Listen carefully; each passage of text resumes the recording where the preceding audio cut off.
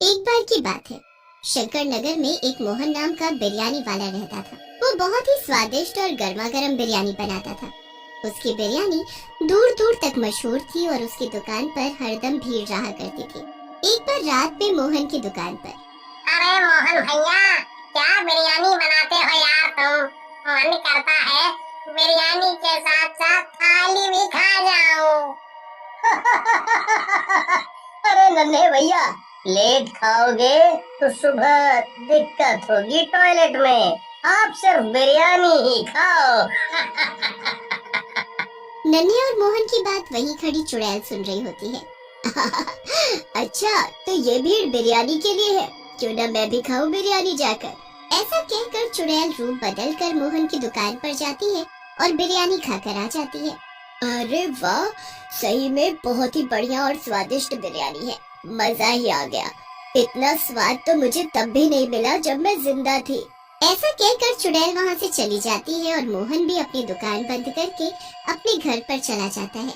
लेकिन भुक्कड़ चुड़ैल को रात में फिर से बिरयानी खाने का मन कर जाता है। अरे यार, ये बिरयानी खाने का मन फिर से क्यों कर रहा है? क्या करूं? एक काम करती हूँ, उस मोहन नाम के बिरयानी वाले के यहाँ से खाकर आ जाती हूँ। चुड़ैल बिरयानी के लालच में मोहन के घर पर पहुँचती है। वहाँ मोहन और मोहन की पत्नी रज्जो बिरयानी खा रहे होते हैं। वैसे एक बात बोलूं पिंकी के पापा, तुमको मर्द नहीं औरत बनना चाहिए था। क्या मस्त खाना बनाते हो। रज्जू की बात सुनकर मोहन हंसते हुए कहता है, अरे मेरी रज्जो डार्लिंग, इस घर की मर्द तो तुम ही हो। चलो तुम खाओ, मैं जरा बाहर घूम कर आता हूँ। ऐसा कहकर मोहन वहाँ से चला जाता है। चुड़ैल घर के अंदर घुस जाती है और रज्जू के अंदर समा जाती है। रज्जू की आंखें डरावनी और लाल लाल हो जाती हैं। इस रज्जू के शरीर में रहूंगी तो रोज बिरयानी खाने को मिलेगी, मुझे मजा ही आ जाएगा। फिर चुड़ैल रज्जू के शरीर में घुसकर सारी बिरयानी खा जाती है। उसके बाद तो रज्जू मोहन से हर रोज बिरयानी पकवाती और रोज खाती। रज्जू की बदली हुई आदतें देखकर मोहन को शक होता है और वो रज्जू से पूछता है, अरे रज्जू, तुम पिछले कई दिनों से रोज बिरयानी खा रही हो, तुम्हारा कुछ और खाने का मन नहीं करता? मैं तो बिरयानी खा कर और देख देख कर परेशान हो गया हूँ। मोहन की बात सुनकर रज्जू मोहन से बोलती है, अब तुम बोर हो गए हो तो हम क्या करें? हम खाए भी नहीं अपनी मर्जी का। जब तक मेरा मन है मैं बिरयानी खाऊंगी, समझे? अब जाओ अपना काम करो। रज्जू मोहन को डांट कर वहाँ से चली जाती है। मोहन भी अपने काम पर लग जाता है।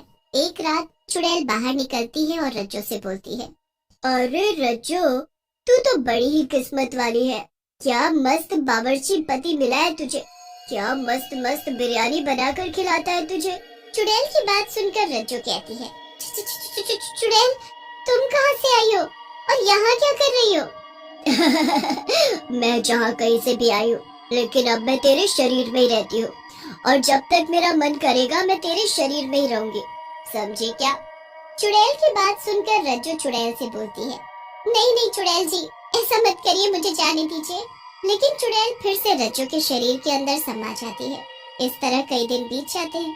एक दिन मोहन बिरयानी बनाने की तैयारी कर रहा होता है, तभी वहाँ रज्जू आती है और बोलती है, अरे क्या हुआ जी, अभी तक बिरयानी नहीं बनाई आपने?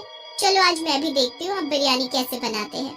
रज्जू की बात सुनकर मोहन गुस्से में आ जाता है और बोलता है, ए औरत, ज्यादा मत बोल, खाने को दे रहा हूँ ना, तू सिर्फ खाने का काम कर, ज्यादा दिमाग ना चला, ये मेरा काम है। मोहन को गुस्से में देखकर रज्जू वहाँ से चली जाती है। मोहन अपने काम में लग जाता है और बिरयानी बनाकर बाजार में बेचने चला जाता है। ये मोहन बिरयानी बनती देखने के नाम पर इतना क्यों उछल रहा है? ये ऐसा क्या करता है जो मैं नहीं देख सकती? मुझे पता लगाना होगा इसकी बिरयानी का राज। उसके बाद रज्जू मोहन पर नजर रखने लगती है, लेकिन बहुत कोशिशों के बाद भी उसे बिरयानी बनाने का तरीका पता नहीं चल पाता। लेकिन एक रात जब मोहन बिरयानी बनाने की तैयारी कर रहा होता है, रज्जू छिपकर देखने लगती है। जब से मैं इस बिरयानी में बच्चों का मांस मिला रहा हूँ, तब से लोग बहुत ही चटकारे लेकर बिरयानी खा रहे हैं। अगर ऐसा ही रहा तो मैं बहुत जल्द इस शहर का सबसे अमीर आदमी बन जाऊंगा। मोहन की बात सुनकर रज्जू हैरान रह जाती है और डरावनी आवाज में बोलती है, अरे ये मोहन तो बहुत बड़ा शैतान निकला। छोटे छोटे बच्चों का मांस मिलाकर इसमें खिला रहा है। इस दुष्ट की तो जान ले लेनी चाहिए। मुझे इसकी पत्नी को सब बताना चाहिए।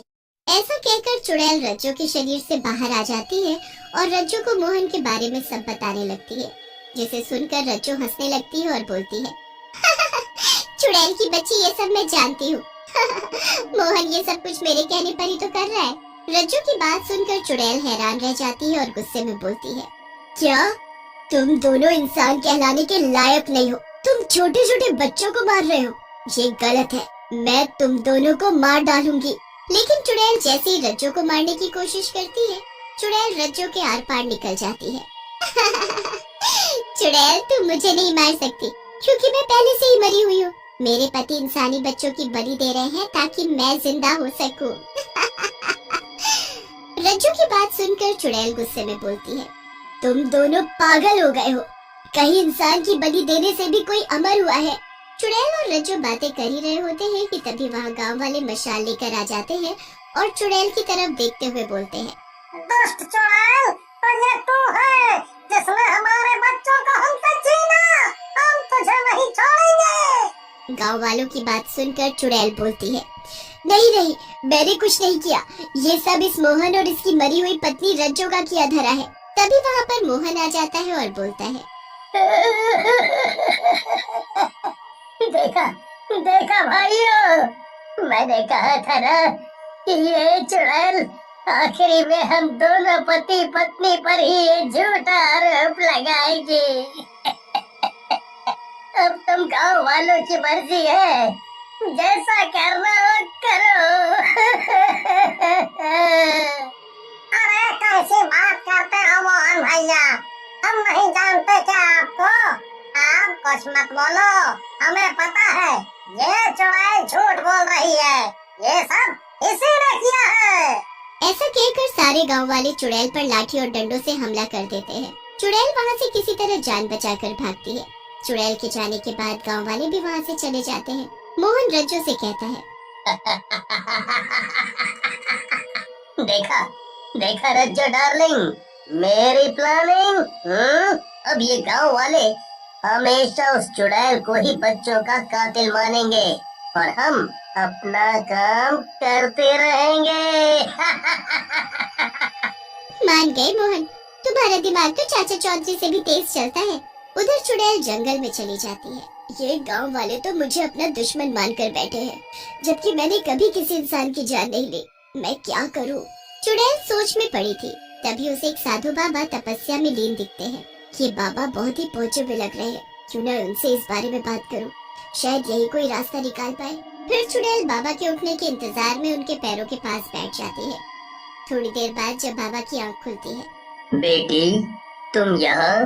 क्या हुआ? आज एक चुड़ैल को इस बाबा की जरूरत कैसे पड़ गई? बाबा की बात सुनकर चुड़ैल कहती है, बाबा मुझे अपने लिए आपकी जरूरत नहीं है, बल्कि इस गांव के बच्चों की रक्षा के लिए आपकी जरूरत है। फिर चुड़ैल बाबा को मोहन और उसकी पत्नी रज्जो के बारे में पूरी बात बता देती है, जिसे सुनने के बाद बाबा बोलते हैं, इन दुष्ट पति पत्नी का कुछ करना होगा। इस मोहन को जरूर काला जादू आता है, जिससे इसने अपनी मरी हुई पत्नी की आत्मा को वश में कर रखा है। मुझे ले चलो उन दोनों के पास। फिर बाबा और चुड़ैल मोहन के पास चले जाते हैं। मोहन बाबा और चुड़ैल को देखकर बोलता है, पहली बार साधु और चुड़ैल को साथ में देख रहा हूँ। मजा आ गया, मजा आ गया। मोहन ज्यादा ही मत कर और अपनी पत्नी की आत्मा को यहाँ से जाने दे और बच्चों की हत्या बंद कर, नहीं तो मुझसे बुरा कोई नहीं होगा। ऐसा कहकर बाबा अपने हाथ ऊपर करते हैं। उनके हाथों से एक तेज रोशनी निकलती है जो रज्जो के ऊपर पड़ती है। रज्जो वहाँ से गायब हो जाती है। ये देख मोहन गुस्से में आग बबूला हो जाता है। ये क्या किया बुड्ढे? मेरी मेहनत बर्बाद कर दी, मेरी पत्नी की आत्मा को यहाँ से भेज दिया। अब तेरी बारी है। ऐसा कहकर बाबा एक त्रिशूल से मोहन की गर्दन काट देते हैं। बाबा, आप धन्य है, आपने कितने मासूम बच्चों की जान बचा ली, नहीं तो ये दुष्ट उनको ऐसे ही मार डालता। फिर चुड़ैल और बाबा अपने अपने रास्ते पर चले जाते हैं।